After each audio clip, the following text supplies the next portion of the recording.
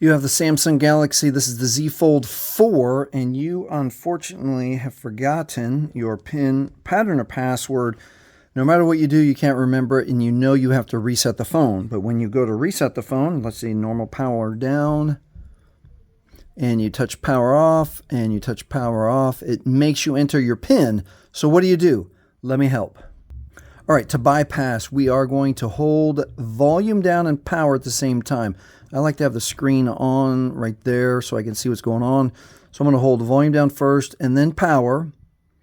We're going to keep holding for a few more seconds. As soon as the phone turns off, we're going to switch fingers and hold power and volume up. Right there, volume and power up. If you can, hold volume up slightly before power, but you have to be quick. You have to be very quick. And now we're going to be here for about 10 to 15 total seconds and let go with both fingers as soon as you see the Samsung logo right there. And that will immediately bring up the Android recovery menu.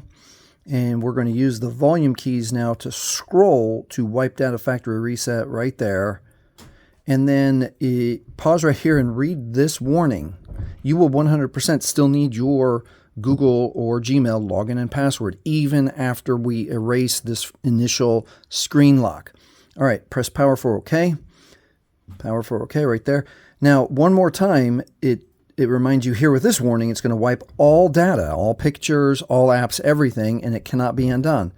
So scroll down one more time, factory data reset, press power for OK, and it could take a few seconds to maybe even a minute, but you'll get that data wipe is complete.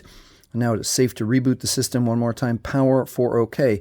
Hey, if this has helped you, please subscribe. And if you want to find out if you can lower your cell phone bill to $15 a month, watch this video next.